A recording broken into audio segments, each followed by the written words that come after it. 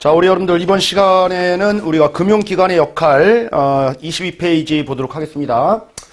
자, 우리 금융기관의 역할이 쭉 나와 있는데요. 뭐 1번, 2번, 3번 뭐 앞에 이제 금융시장의 기능 6가지 좀 봤던 거 기억나시죠? 근데 이제 그거랑 이제 차이점이 있는 게 3번 지급결제 제도 등 금융서비스 제공이라는 게 있어요. 자, 여기 우리 뭐 지급결제하는 게 시장에서 일어나는 게 아니고 금융기관에서 하는 거죠, 여러분들. 그래서 금융시장의 기능이 아니고 금융기관의 기능, 역할이다. 이렇게 그 3번 정도 이렇게 제목만 좀 체크를 좀 해두시는 걸로 이렇게 넘어가도록 할게요. 자, 다음 봐본 우리나라 금융시장의 종류에서 여러분들 뭐 흔히들 많이들 알고 계시죠? 뭐 은행, 증권, 보험사 뭐 이런 것들이 있다. 뭐 이런 거예요.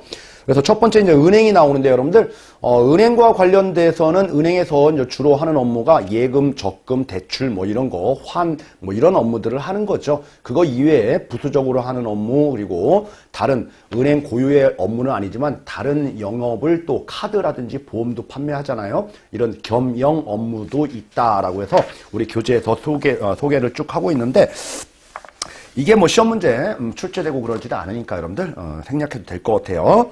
자, 다음 여러분들 2번 금융투자업자를 보도록 하겠습니다. 금융이라고 하는 것은 여러분들 돈을 얘기를 하는 거고요.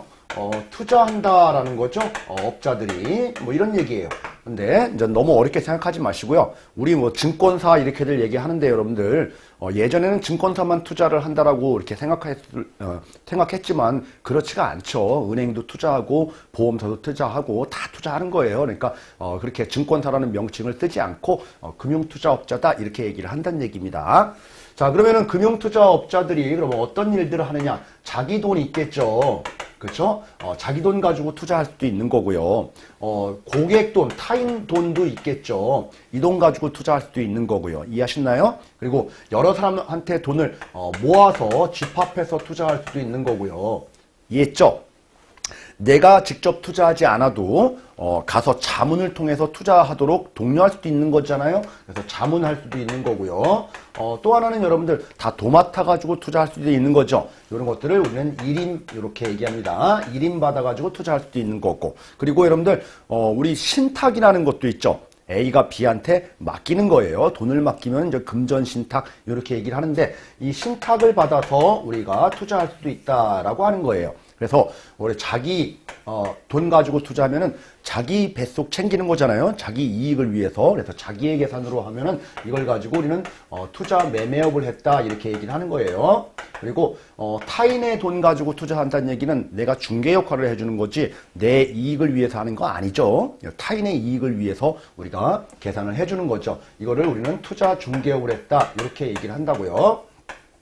그리고 이거는 집합투자업, 이거는 투자자문업, 이거는 투자일임업, 이거는 신탁업 이렇게 얘기를 하는 겁니다. 이해하셨죠 뭔지? 그래서 여러분들이 꼭 기억을 해두셔야 될 부분들은 자기의 계산으로 하면은 투자매매업이다. 타인의 계산으로 하면은 투자중개업이다. 자, 이런 부분들은 꼭 좀 기억을 해두시기 바랍니다.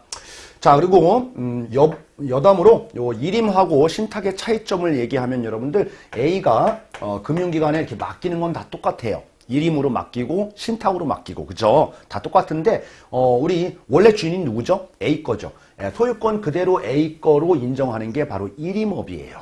일임업. 그런데 신탁업은 뭐냐면은 B 걸로 소유권이 형식상 바뀌어요. 이게 바로 신탁업이에요. 그러니까 이 신탁업을 할 때는 여러분들 반드시 B 명의로 바뀌다 보니까 자기 돈도 있겠죠. 그러면은 합치면 안 되겠죠? 형식은 자기 명의로 되어 있지만은 실제로는 A 거잖아요. 그래서 항상 신탁에서 받은 돈은 자기 통장하고 별도로 관리해 줘야 돼요. 아셨죠? 그걸 가지고 우리는 분리해서 관리해라. 분리의 원칙이 적용된다. 뭐 이렇게들 얘기를 하는 거예요. 이해하셨나요? 그래서 맡기는 자를 우리는 위탁자 이렇게 얘기를 하는 거고요. 받는 자를 우리는 수탁자 이렇게 얘기하고 서로 믿고 한다라고 해서 신탁 이렇게 얘기를 하는 겁니다. 자, 그래서 금융투자업의 종류 6가지를 이렇게 좀 봤네요, 여러분들. 혹시 시험 문제가 금융투자업의 고유 업무가 아닌 것은 그래서 1번 투자매매업, 2번 투자중개업, 3번 집합투자업, 4번 뭐 신용카드업 막 이렇게도 시험 문제 출제를 하니까 좀 체크해서 보시기 바라고요.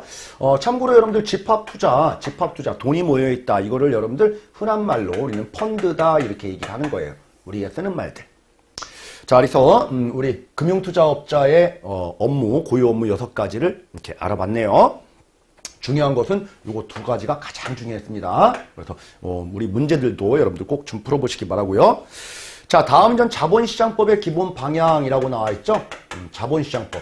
여러분들 자본시장법은 여러분들 언제 만들어져서 시행된 법이냐면은 2009년도 2월달 이후에 이제 시행된 법이다. 그러니까 10년이 좀 남짓 지난 아주 짧은 역사밖에 없어요. 우리 자본시장법이 만들어진 그 배경이 과거에는 우리 뭐 증권사, 은행, 보험사가 자기네들 것만 판매를 했죠. 그런데 시장이 이제 변하다 보니까 너네들이 만들고 판매는 다 하자. 막 이런 식으로 해서 재판 분리, 제조와 판매가 분리됐다. 뭐 이런 현상들이 많이 발생하는 거예요. 보험도 마찬가지죠. 보험사의 전유물처럼 판매했지만은 은행이라든지 증권사에서도 우리가 보험 상품을 판매하는 방카슈랑스라는 게 2003년도에 막 등장을 하잖아요. 그러다 보니까 이 자본시장법이, 즉 이건 자본시장법은 펀드, 집합투자를 규율하는 법인데 이 집합투자와 관련된 그 내용도 여러분들 뭐예요? 예전에는 뭐 집합투자 상품 해가지고 이건 펀드회사, 자산운용회사라고 합니다. 집합투자기구, 집합투자업자 또는 펀드사 아니면은 그 돈들을 운영한다, 굴리는 회사다. 그래서 자산운용회사 뭐 이렇게 얘기하는데 거기에서만 판매를 했었는데 지금은 어디서 판매하죠? 흔히 증권사, 은행, 보험 다 판매하죠. 그러다 보니까 다 판매하다 보니까 각각의 법률로 규제하기에는 좀 문제가 있다라고 해서 법을 하나로 만든 게 바로 자본시장법이다 보시면 되는 거예요. 그래서 자본시장법은 어떤 식의 있는 기본적인 방향이 있냐면 여러분들 거기 첫 번째 포괄주의 규율체계다. 그렇죠? 포괄적으로 규정한다라는 거예요. 포괄적. 만약에 시험 문제가 열거주의 규율체계다. 그러면 틀린 말이다. 이렇게 체크돼 있죠, 여러분들. 다음 예전에는 기관별로 했는데 지금은 아니다. 하는 업무, 기능별로 하겠다. 기능별. 그래서 시험 문제가 기관별 그러면 틀린 말이에요.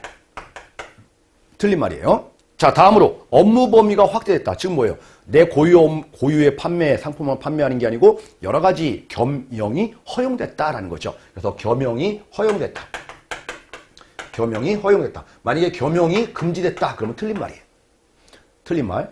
이래야지만이 우리 증권사에 가입하나 보험사에 가입하나 은행에 가입하나 그 투자자가 똑같은 법률 하에서 우리 관리를 받겠죠. 그래서 투자자 보호를 체계화하자, 선진화하자 이렇게 나오는 법이 바로 뭐예요? 자본시장법이다라는 겁니다. 자본시장법. 그래서 자본시장법과 관련된 부분들은 우리 시험 문제로 많이 나왔던 게 바로 요거예요. 겸용금지, 이래서 틀린 말로. 그렇지만 우리 열거주의가 대원칙이다. 아니면 기관별 규율 체계를 기본 방향으로 잡는다. 그럼 다 틀린 말. 요것들도 기출된 적이 있으니까 이렇게 3가지 정도는 여러분들 틀린 지문 중심으로 타이틀로 기억을 해두시면 되겠습니다. 자, 다음으로 우리 이제 생명보험회사, 손해보험회사, 이제 뭐 은행도 공부했고요. 뭐 증권사 대표적으로 좀 봤고, 그다음 보험사 이렇게 나온다는 얘기죠. 뭐 이런 것까지 시험 문제 출제되지는 않을 거예요. 자, 그거 이외에도 여러분들 4번 비은행 예금 취급기관 해가지고 우리 쭉 가시다 보면은 우리 27페이지 위에서 한 8번째 줄에 우체국 예금 뭐 이런 것들이 있죠. 많이들 보시죠. 자, 그리고 여러분들 그 5번 자산운용회사, 집합투자업자 이렇게 돼 있죠. 좀 전에 봤던 여기 금융투자업의 3번째 집합투자업을 하시는 그런 회사가 바로 자산운용회사예요.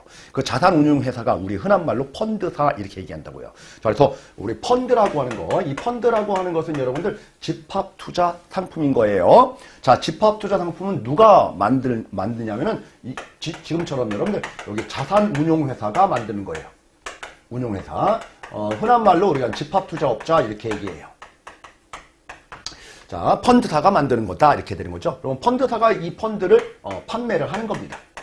판매. 근데 지금 재판 분리 때문에 이 판매도 어디에서도 판매할 수 있다고요? 뭐 증권사라든지 보험사라든지 은행 다 판매한다. 자, 그래서 펀드 판매하는 곳은 여러분들 여기 자산운용사도 판매를 하는 거예요. 그리고 은행, 보험, 증권사도 다 판매를 하더라라는 게 마지막 2줄에 나와 있는 거예요.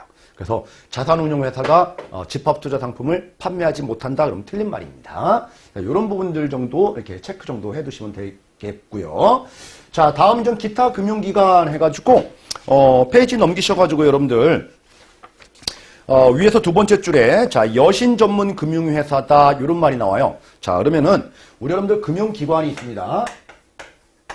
금융기관들이 있으면은, 금융기관들은 우리 고객님들한테 돈들을 받는 상품을 판매하죠. 은행은 예적금, 보험은 보험 상품, 뭐 이런 거 판매하잖아요. 자, 우리 펀드 판매하고 그러면 돈이 들어와요. 자, 이런 업무들을 우리는 수신 업무, 이렇게 판매하는 상품을 우리는 수신 상품, 이렇게 얘기를 해요.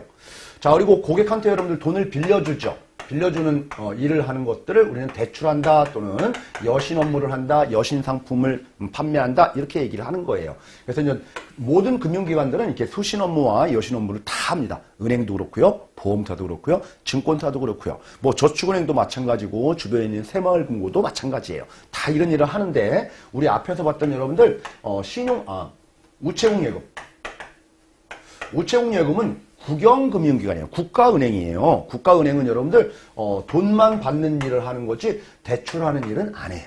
신용대출 안 해줘요. 우체국. 그래서 여러분들 우체국에서는 신용대출 받지 못한다라는 거. 그리고 또 하나는 여러분들 여신 전문 금융기관. 지금 뭐예요? 여신만 전문적으로 한다. 수신을 안 한다라는 거예요. 자, 대표적으로 우리 신용카드 회사가 있죠. 신용카드 회사처럼 여신 전문 금융기관은 여신을 전문적으로 하는 거지 수신은 안 한다. 그래서 혹시 여러분들 시험 문제가 신용카드 회사가 수신 업무만 취급하지 여신 업무는 취급하지 않는다, 그러면 틀린 말이겠죠. 그래서 이런 것들은 반드시 기억을 해두시고 체크해 두시기 바랍니다. 자, 다음으로 여러분들 우리 4번에 금융상품에 이해해가지고 이렇게 수신상품이라는 게 있고요. 그리고 여신상품이 있다라는 부분을 이제 상품별로 한 번씩 볼 거예요. 자, 그러면은 첫 번째가 여러분들 갑옷, 예금 상품이 있는데, 첫 번째 입출금이 자유로운 상품. 우리 여러분들 돈을 금융기관에 맡기게 되면은 이자를 받아야 되는 거죠. 그쵸? 그리고 넣었으니까 내가 뺄 수 있는 거고, 그래서 넣었다 뺐다 자유로운 상품, 이게 바로 입출금이 자유로운 상품이에요. 자, 입출금이 자유로운 상품은 첫 번째 은행 같은 경우에는 여러분들 각종 예금들이 있죠. 여러분들이 다 가지고 계시는 것들이에요. 이거는 입출금이 자유롭죠. 자, 그리고 여러분들 증권사에서 판매하는 상품 중에서 우리 자산운용사, 펀드사에서 판매하는 거, 그죠? 집합투자기고, 자, 이쪽에서 집합투자업자가 판매하는 게 뭐가 있냐면은 MMF라는 게 있어요. MMF. 자, 우리 처음 보시는 분들은 그냥 그런 게 있다라고 정도만 보시면 돼요. 자, 머니마켓 펀드다라고 해서 이거 펀드예요, 펀드. 그러니까 펀드사에서 판매하는 거예요. 자, 이거 펀드인데 여러분들 일반적인 펀드는 뭐 오랫동안 투자하는 펀드도 있지만은 이거는 엄청 짧아요. 엄청 짧게 투자하는 펀드예요. 그러니까 유동성이 상당히 뛰어난 거예요. 아셨죠? 그래서 MMF라는 게 있다. 그리고 여러분들 또 하나는 또 자산운용사, 자산운용사에서 판매하는 이거 이제 자산운용사, 펀드사, 그리고 이제 우리 증권사 같은 데서 판매하는 상품으로는 여러분들 CMA라는 게 있어요. CMA 계좌 가지고 계신 분들도 많이 있으실 거예요. 우리 은행에서 예금 상품하고 증권사 CMA하고는 거의 비슷해요. 그쵸? 입출금도 자유롭고요. 그리고 이걸 가지고 여러분들 뭐도 할 수 있나요? 보험료도 내고 월급 통장으로도 써요. 그쵸?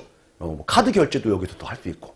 그래서 은행에서 취급하느냐 증권사에서 취급하느냐 요 차이가 있을 뿐인 거지, 나머지는 뭐 거의 뭐 대동소이하다, 뭐 이런 상품들이 쭉 있다는 얘기죠. 자, 그러다 보니까 여러분들 이런 상품들이 다 입출금이 자유로운 상품이에요. 그러면은 결론적으로 입출금이 자유로운 상품은 은행에서만 취급하나요? 아니죠. 다른 데도 있다라는 거예요. 자, 그런데 보통 일반적인 예금들이 예를 들어서 여러분들 금리가 1% 정도 금리를 이자를 준다라고 하면은 요 CMA라든지 MMF 같은 경우는 은행보다는 조금 더 높죠. 조금 입출금이 자유로운데 조금 높아요. 뭐 1.1%, 뭐 1.1% 이렇게 높아요. 그렇다고 하면은 여러분들 별 차이가 없다라고 하면은 은행 예금보다는 차라리 뭐 증권사 CMA 계좌를 가지고 있는 게 훨씬 더 좋을 수도 있겠죠. 자, 그래서 이제 문제점은 뭐냐면은 요 두 가지 상품은 여러분들 예금자 보호가 안 돼요. 근데 이거는 은행 상품이니까 예금자 보호가 돼요. 요런 좀 장점은 있지만 금리 면에서는 조금 약점은 있다라는 거예요. 그래서 은행에서는 이런 상품을 만든 거예요. 고객님들의 돈들을 모아가지고 이 돈 가지고 어떻게 운용하는 거냐면은 여기 입출금이 자유로운 MMF, CMA와 관련된 부분에 투자하는 거예요. 자, 그러니까 모든 책임을 은행이 지면서 가겠다는 얘기죠. 그러면서 예금자 보호도 되고. 그러니까 수익률은 이 정도에 준하는 수익률이 나오더라라는 거죠. 그런 상품이 여러분들 우리 MMDA다라는 거예요. MMDA. 자, 머니마켓, 디파지트 어카운트 해가지고 우리 시장 실세 금리부, 시장 실세 금리에 따라서 수익을 조금 더 높게 해주는 단기 입출금이 자유로운 상품이 바로 MMDA다. 이렇게 보시면 되는 거죠. 자, 그러면 여러분들 결론적으로 보시면은 입출금이 자유로운 상품은 은행의 예금, 그죠? MMF, 뭐 CMA 이런 것들이 있는데 은행이 가만히 있지 않았더라라는 거죠. 그래서 MMF, CMA를 다 우리가 잡아먹을 수 있는 상품, MMDA라는 상품도 만들었다. 이렇게 보시면 되겠죠. 자, 그러면 쭉 넘기셔가지고 다음 페이지 여러분들 네 번째 줄에 우리 MMDA라는 말이 나와요. 자, MMDA 한번 읽어볼게요. 자, 시장 실세 금리에 의한 고금리와, 여기서 말하는 고금리는 엄청나게 높은 금리를 얘기하는 게 아니에요. 일반적인 은행의 예금 금리보다는 조금 높다라는 거죠. 그러니까 단기간 목돈이 있다라고 하면은 이렇게 MMDA에다가 맡겨놓으면은 좋다라는 거예요. 그래서 그리고 또 은행 상품이다 보니까 입출금이 자유롭다 보니까 각종 이체라든지 결제 기능이라든지 입출금이 다 결합된 단기 목돈이 있을 때 운용하기 아주 유용한 상품이 바로 MMDA다. 어디에서 판매한다고요? 은행에서 판매하는 거예요. 은행에서. 자, 이런 것들이 여러분들 입출금이 자유로운 상품의 종류다라는 거죠. 자, 다음 2번 저축성 상품 해가지고 우리는 저축. 목돈 만들려고 그래서 정기예금, 정기적금 뭐 이런 것들을 가입하죠, 여러분들. 그게 바로 저축성 상품인데 이거는 정기 기간을 정해놓고 있기 때문에 입출금이 자유롭지는 않아요. 이해하셨죠? 자, 그리고 3번 시장성 상품 해가지고 나와 있는데 이거는 뭐냐면은 금융기관이 돈을 받아가지고 이거를 여러분들 자체적으로 운용해서 이자를 주는 게 아니고 시장에 투자를 해가지고 시장 수익률에 맞춰가지고 이자를 주는 거예요. 대표적으로 두 번째 우리 양도성 예금증서 CD 그리고 환매조건부 채권 RP 뭐 이런 것도 있죠. CDRP 우리 앞에서 지난 시간에 잠깐 봤죠, 여러분들. CDRP 뭐 이런 것들이에요. CDRP. 그래서 시장성 상품이라고 하는 것은 여러분들 시장에 맡겨야 되기 때문에 투자 기간이 보장돼야 돼요. 그래서 중간에 와서 나 이거 뺄래요 라고 해서 환매할 수가 없어요. 그래서 CD라든지 RP라든지 이런 시장성 상품들은 여러분들 시장성 상품들은 중도 환매가 안 돼요. 중도 환매가 안 된다. 그리고 최소한 시장에서 운용할 수 있는 기간을 좀 보장을 받아야 되기 때문에 최소한 30일 이상의 최단 만기 제한이 있어요. 요 정도. 우리 중도 환매 안 된다라고 하는 것은 앞쪽에서 CD에서 양도성 예금증서에서 지난 시간에 본 적이 있었죠. 자, 그거 이외에도 여러분들 어디까지요? 최단 만기 제한이 30일 이상이다라는 부분까지 함께 정리를 해 두시자고요. 자, 이거 이외에도 여러분들 우리 나번에 비은행 예금 기관의 예수금 이렇게 돼 있어요. 자, 은행에서만 여러분들 우리 지금 뭐를 하고 있냐면은 금융기관의 수신 상품에 대해서 지금 공부를 하고 있는 거예요. 지금 여러분들 은행이라든지 뭐 증권사라든지 자산운용사 이거 이외에도 은행 아닌 비은행도 있잖아요. 비은행. 예를 들어서 그냥 새마을금고 뭐 이런 거예요. 자, 새마을금고 막 이런 데 같은 경우에도 여러분들 수신 상품, 예금 적금 상품 많이 있죠. 그렇죠? 저축은행 많이 있잖아요. 그래서 첫 번째 줄 비은행 금융기관도 다양한 종류의 수신 상품을 취급한다. 이런 말이 나오는 거예요. 이해하셨죠? 자, 다음으로 여러분들 다번에 실적 배당형 상품 보도록 하겠습니다. 자, 금융기관에 돈을 맡기게 되면 여러분들 우리 수익이 나야 돼요. 근데 변동금리를 주겠다 아니면은 확정금리, 고정금리를 주겠다, 뭐 이런 상품들도 있지만은, 내가 돈을 맡겨놓으면 실적에 따라서 너한테 주겠다라는 실적금리 상품이 있어요. 이게 바로 이제 실적배당이라고 하는 거죠. 실적배당이니까 이 실적이 좋을 수도 있지만은, 나쁠 수도 있는 거예요. 이해하셨죠? 그러니까, 적자 볼 수 있는 거예요. 원금 손실 볼 수 있는 상품. 이게 바로 실적배당 상품이다. 자, 처음에 여러분들, 우리 신탁이라는 게 있습니다. 신탁. 내가 직접 투자하는 게 아니고, 수탁자한테 맡기는 거예요. 그래서 간접 투자 상품인 거예요. 그죠? 자, 신탁 상품 하니까 여러분들, 돈을 맡겼다라고 하면은 금전 신탁 이렇게 얘기해요. 그럼 맡기면서 어디 삼성전자 주식에 투자해 주세요. 라고 해서 투자 대상을 콕 집어주면은 특정 금전 신탁 이렇게 얘기를 하는 거고요. 알아서 해 주세요라고 콕 집지 않았으면은 불특정 금전 신탁 이렇게 얘기를 하는 거예요. 자, 어쨌든 간에 이제 신탁은 여러분들 실적 배당 상품이다라는 거예요. 자, 그리고 신탁을 받으면은 우리 신탁업자의 자기 통장하고 합치는 게 아니고 분리하라고 했죠. 그래서 이제 마지막 줄 보면은 신탁 업무는 수탁금융기관의 고유 계정과 분리된 별도의 신탁 계정으로 운영된다. 이게 바로 분리의 원칙인 거예요. 자, 다음 단기 실적 배당 상품 해가지고 우리 여러분들 좀 전에 봤던 입출금이 자유로운 MMF 자산운용사 그리고 CMA 이렇게 봤어요. 자, 요 MMF는 여러분들 우리가 펀드예요. 그렇죠? 펀드다 보니까 실적 배당 상품이 되는 거예요. 손실 볼 수 있다. 이해하셨죠? 자, 그리고 요 MMF는 여러분들 짧게 투자하는 거예요. 그래서 투자할 수 있는 곳에 펀드가 투자할 수 있는 곳이 어디냐면은 가중평균 잔존 만기가 만기가 75일 이내의 건에만 투자를 하는 거예요. 그러니까 유동성이 뛰어나겠죠. 그죠? 그러니까 입출금이 자유로우면서 실적 배당 상품에 해당된다라는 거고요. 그리고 입출금이 유동성이 뛰어나다 보니까 여러분들 중간에 이 펀드를 환매해요. 깬다는 얘기 있죠? 깰 때 환매 수수료가 없어요. 환매 수수료가 면제된다라는 거, 뭐 이런 특징을 가지고 있다라는 거예요. 자, 다음 증권사에서 취급하는 이제 CMA가 있는데 이 CMA는 여러분들 흔히 여러분들 증권사에서도 취급하고 종합금융회사다라고 해서 종금사에서도 CMA는 취급해요. 우리 이제 흔하게 보지는 못하겠지만은. 자, 그런데 이 실적 배당 상품이니까 다 예금자 보호 안 돼요. 안 되는 게 원칙이에요. 예금자 보호 안 돼요. 그런데 이상하게 이 종금사 CMA만큼은 예금자 보호가 돼요. 요게 좀 특이사항이에요. 근데 시험 문제는 자주 나오진 않지만은, 자, 이런 부분들이 이제 교재에 체크되어 있죠. 핵심 체크 부분을 중심으로 보시면 됩니다. 자, 우리 세 번째 여러분들 변액보험이라는 게 있어요. 변액보험. 변액보험은 결과적으로 고객의 돈을 모아가지고 투자하는 거예요. 돈을 모았다 집합. 즉 뭐예요?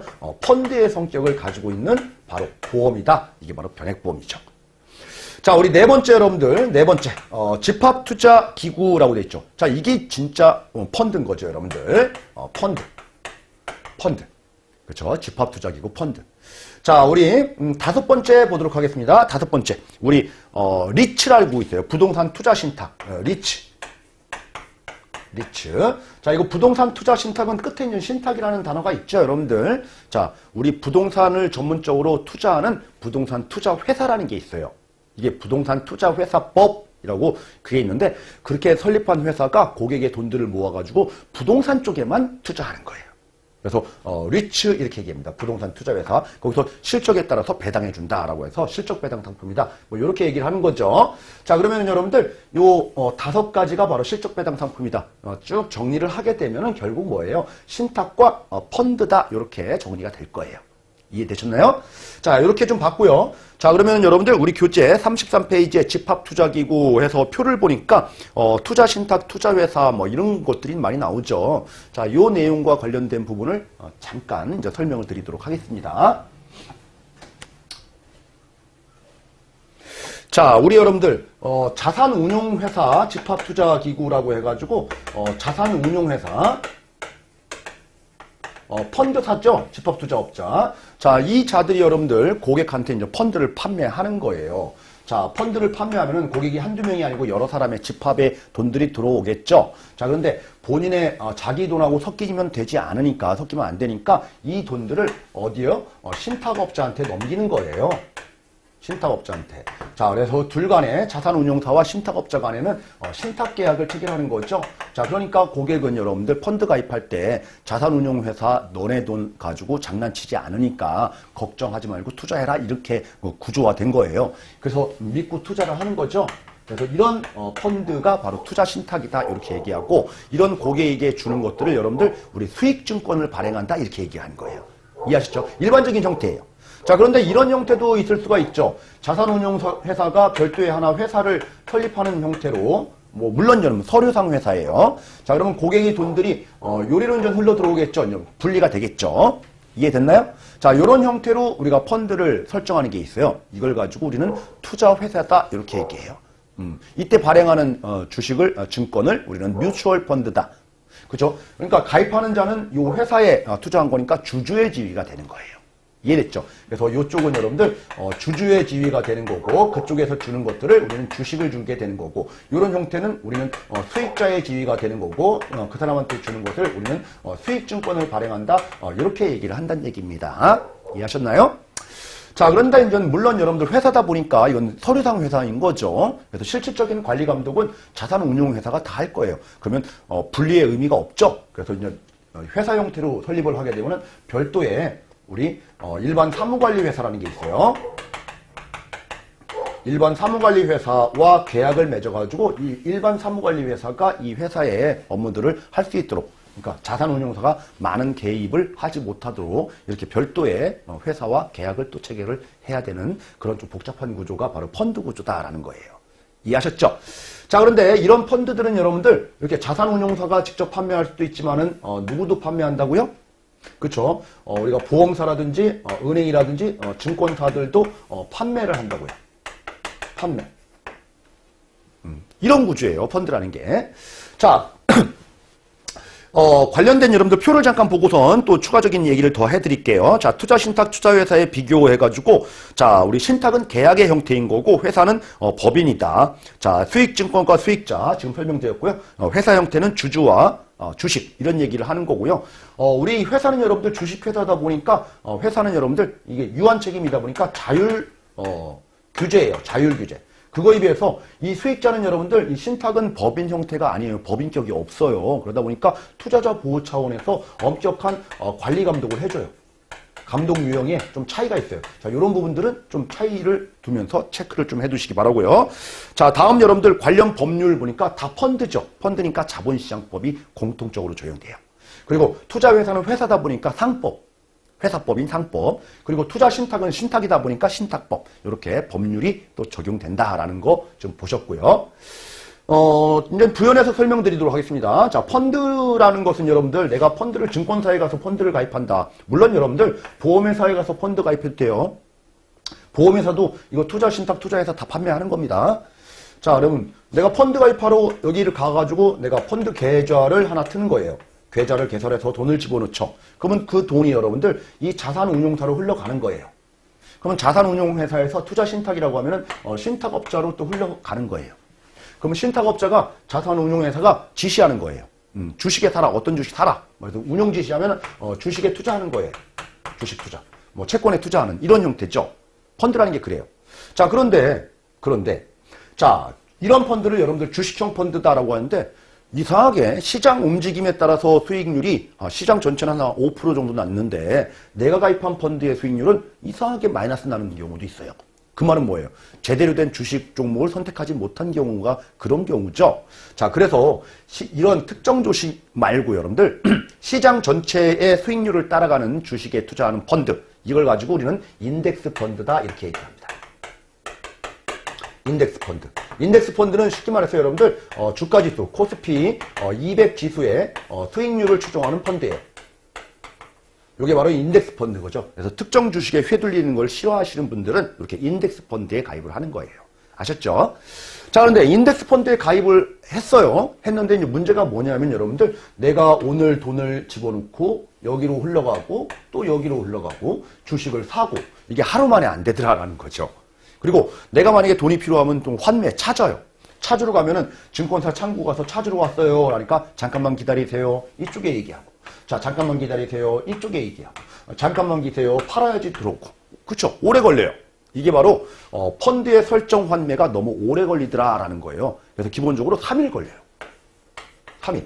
자, 그래서 이런 인덱스 펀드에 가입을 하고 싶은데 너무 3일 동안 오래 걸리니까 이 인덱스 펀드를 우리 주식시장에 주식처럼 우리가 상장을 해버리는 거예요. 상장. 그러니까 주식 사고 팔듯이 펀드 가입하고 펀드 판매하고 이렇게 하는 거죠. 그러니까 바로바로 실시간으로 돈이 왔다 갔다 하겠죠. 자, 이렇게 우리 이 인덱스 펀드를 주식처럼 사고 팔 수 있도록 만든 펀드가 바로 상장지수 펀드라고 해가지고 ETF 이렇게 얘기를 하는 거예요. ETF. 자, 펀드는 펀드인데 여러분들 외계인 펀드다 이렇게 생각하셔도 돼요. 그래서 그 표 바로 밑에 여러분들 ETF라는 게 있고요. 인덱스 펀드라는 게 있죠. 보셨죠? 자, 요거 시험 문제 자주 나와요. 그래서 인덱스 펀드를 묻는 문제도 나오고요. 요 ETF를 묻는 문제도 나와요. 다음 설명하는 것은 무엇이냐 해가지고. 그래서 이 펀드와 관련된 일반적인 얘기를 하면서 여기까지 추가적으로 보완 설명을 했다라고 보시면 될 거예요.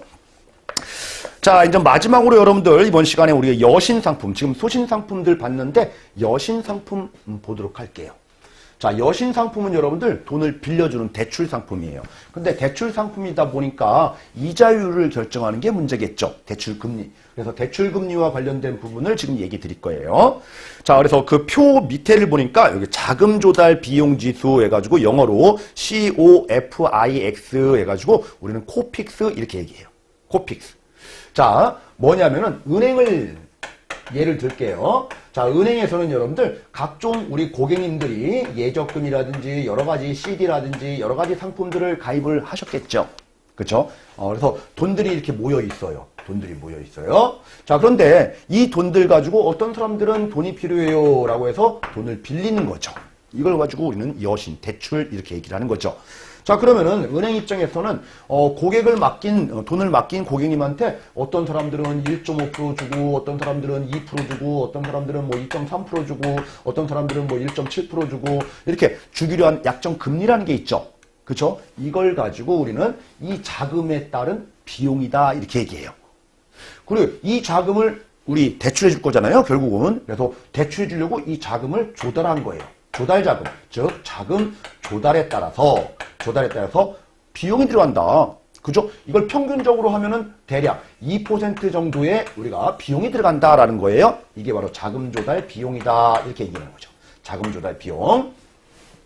그러니까 돈을 빌려줄 때는 여러분들 최소한 우리 2%는 뭐예요? 돈 맡긴 사람한테 주기로 했으니까 너한테 빌려줄 때는 플러스 너의 신용도에 따라서 알파, 너 신용이 안 좋으니까 조금 더 가산되고 막 이런 식으로 해가지고 너한테 5%로 빌려줄게 이렇게 얘기를 하는 거예요. 이해하셨나요? 뭔지? 그때 요 2%가 의미하는 바가 뭐다? 즉 자금 조달 비용이다라는 거예요. 그래서 대출 금리를 결정할 때 요 기준이 되는 금리, 준거가 되는 금리 이게 바로 자금 조달 비용 지수다. 이렇게 얘기를 한다는 얘기죠. 그래서 자금 조달 비용 지수는 예전에는 여러분들 우리 은행에서 판매하는 양도성 예금융서 CD 금리를 가지고만 산정했었는데 지금은 2010년도 이후부터는 여러분들 우리 주택담보대출 결정할 때는 이렇게 자금 조달 비용 지수라고 해가지고 이 수신 상품의 종류들을 이렇게 평균한 금리를 가지고 쓰더라라는 거예요. 이게 바로 코픽스다라는 겁니다. 코픽스. 즉 뭐예요? 코피 터지게 믹스했다. 이렇게 결합했다. 자, 이런 것들은 여러분들 자금 조달 비용 지수다라는 요 개념을 기억을 해두시기 바라고요. 자, 이거 매달 바뀌겠죠? 이 금리가 변동하니까. 그래서 매달 어디에다가 이거를 공표를 하냐면은 은행연합회에 공표해요. 은행연합회. 그래서 맨 밑에 줄에 여러분들 뭐예요? 매주 3영업일 15시에 은행연합회 홈페이지를 통해서 공시한다. 이게 혹시 생명보험협회 홈페이지에 공시된다 그러면 틀린 말입니다. 은행연합회에 공시되는 거예요. 자, 이렇게 산정한 지수가 뭐라고요? 자금조달 비용 지수다. 영어로 하면 뭐라고요? 코픽스다. 자, 요 내용을 우리는 지금 알아봤다라는 겁니다. 상당히 좀 구석진 내용이지만 시험 문제에 자주 등장했던 문제이기 때문에 이렇게 좀 설명을 드렸네요. 자, 여기까지 여러분들 금융기관과 금융상품 전반적인 내용 봤는데 이번 시간에 설명드린 내용에서도 시험 문제 많이 나올 때는 2문제까지 나와요. 그래서 잘 여러분들 체크한 거 중심으로 정리를 해두시기 바랍니다. 자, 잠시 쉬었다가 다음 시간에 여러분들 주식시장 2에 들어가도록 할게요.